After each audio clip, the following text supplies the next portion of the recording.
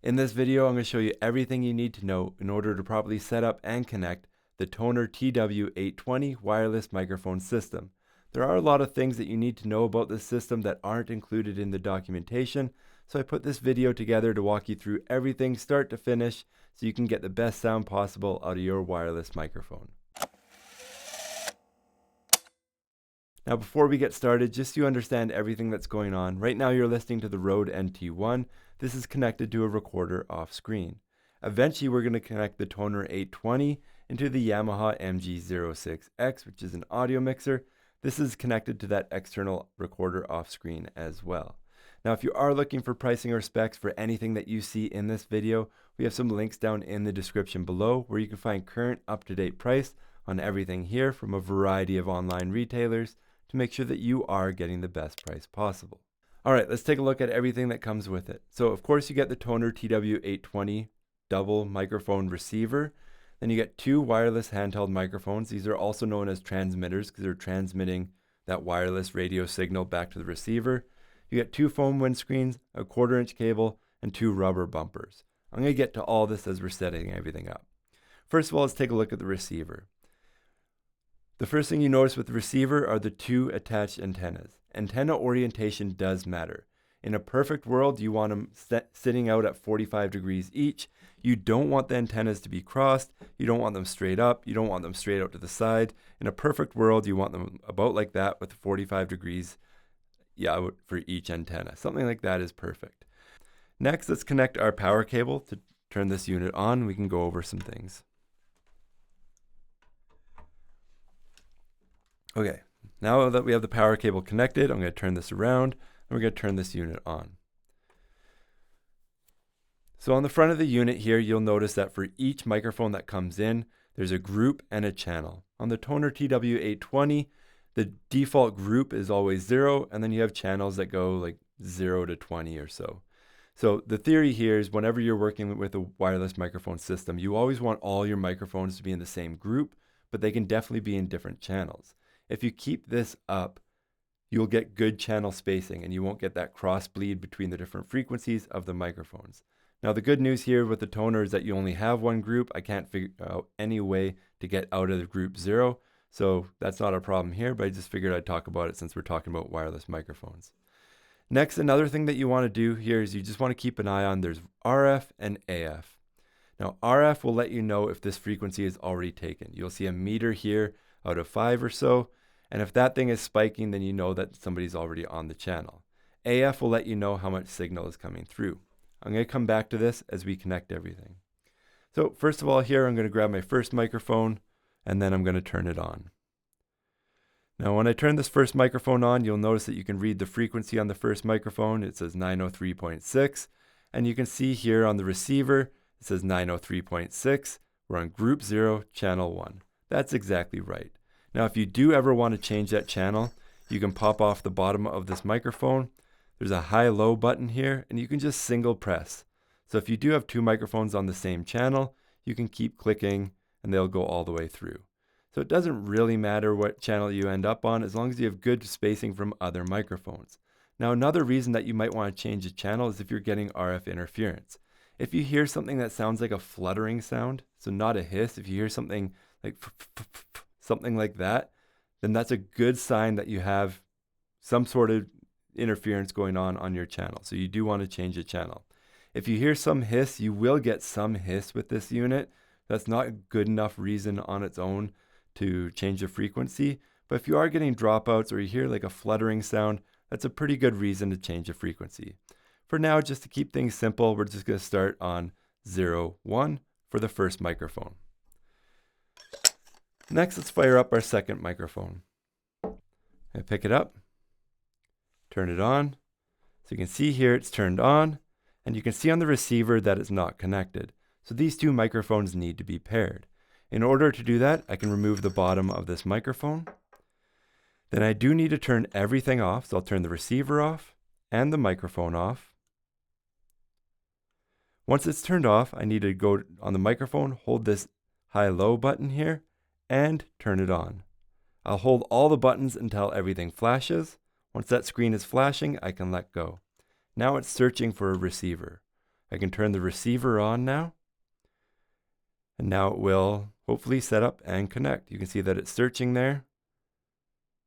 And once I'm ready, I can hit this high-low button and it will pair. So now you can see that I'm on group 0, channel 12. I'm just going to keep clicking through on this high-low button until I get around to channel 2. Just so my OCD is happy where I'm. Channel 1 is microphone 1 and channel 2 is microphone 2. So that's working exactly how I want it to work. Now, if I bring this microphone up to my mouth, you can see here that we are getting signal. That second signal meter is going off. I do set these volume levels on the receiver here to about 75%. I don't ever want these things maxed out. I find that they sound the best somewhere around 50 to 75%, so I leave them at 75%. Okay, next we're going to connect this to our audio mixer. So again, let's take a look at the back of our receiver. You can see here that we have a couple different options. This 1/4 inch output is a mix output. So those volume knobs that we had on the front of the receiver, you can actually set your mix between it and it'll take it out of that mix and take it straight to your audio mixer. You might think this is a good thing because it only uses 1 cable instead of 2 cables. There's a lot of disadvantages of using the mix, and one of them is that the mix output is not balanced. It uses a 1/4 inch TS cable here, and these cables are really only good to about 10 feet before they start picking up interference. So what you want to do is you want to use a balanced XLR cable, and that's going to give you a lot more control. Now we can send each microphone individually from our receiver into our audio mixer. This way we can make different EQ changes. If we want both microphones to sound different, you can do that. If you want effects on one microphone and not the other, you can do that now. But if we were just to use this mix output and you make an EQ change, both microphones would always sound the same. Or if you add a reverb to the microphone, both microphones would sound the same.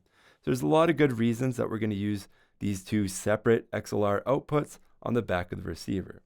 To do that, we need an XLR cable. This unit does not come with an XLR cable. So I'm going to start here on the first microphone, connect our XLR cable. I'm going to connect the other end of this cable into the first channel on my audio mixer. Now, if you are looking for recommendations for XLR cables, we have links down in the description below. I'm going to connect my second XLR cable to the balanced output of channel B. And then we can take the other end of this XLR cable into channel 2 on my audio mixer. Okay, next I'm going to turn around my receiver so you can see the front again. Now I'm going to put on my headphones. Now when we bring this in, I'm going to start with my first microphone here. We need to turn the level knob up on the audio mixer all the way to that triangle position there. On some audio mixers, you'll see that there's a U or a 0. It all stands for the same thing, 0 or unity. Next, we can turn up the preamp here. What we're aiming for is we want to turn up the preamp until we get to the point that I'm regularly hitting 0 dB when I'm at my loudest. So you can see right here when I'm talking normally, I'm at -3.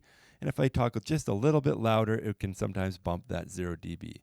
This is perfect. This is exactly how you want your microphone set up. Now, like I said before, you do have a lot of options now when you bring this into an audio mixer.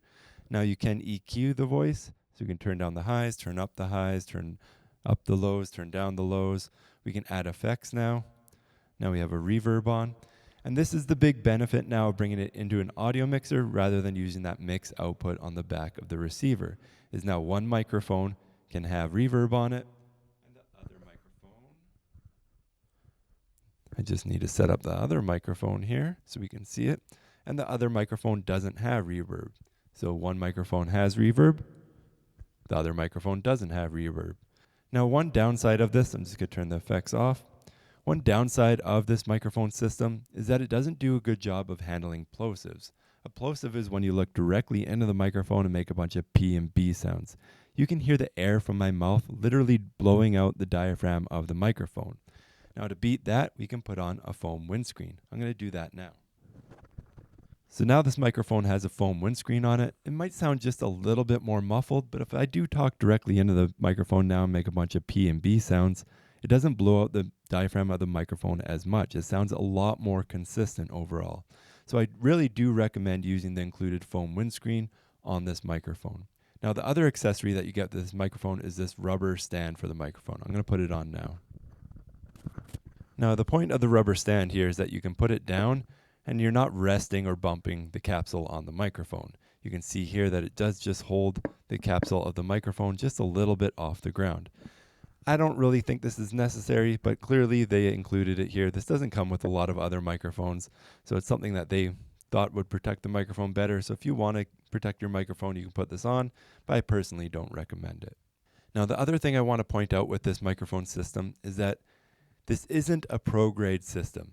There are microphones out there that sound better, but I think this is really good value. An example of something that doesn't sound as good on this microphone, if I stop talking here for a second, you're going to notice that there's quite a bit of hiss coming through this. Now I'm just going to turn off both microphones so the radio stops. I'm not going to do anything else, and you're going to notice that that hiss goes away.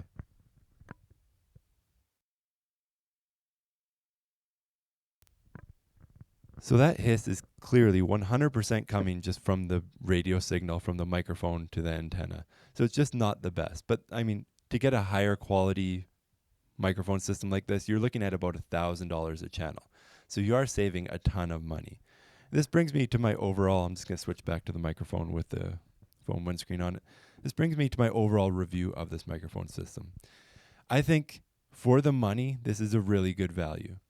Now, that being said, I come from more of a pro audio world where people are spending $1,000 to $1,500 per channel. And in that context, I would say I highly recommend this for home events. If you're doing a party at home, you're doing karaoke, this is in a music room and everybody's just having a blast with it. But I probably would not consider this in any environment that you're getting paid to do sound. If you're working a conference, a wedding, a house of worship, anything like that in a more professional environment, I don't think that the quality is quite there on this unit to stand up to that.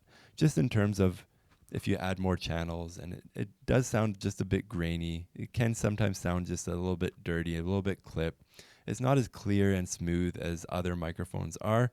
And that's just because other microphone manufacturers have been in this game longer, and they're more expensive because of the amount of engineering that goes in to make those microphones better.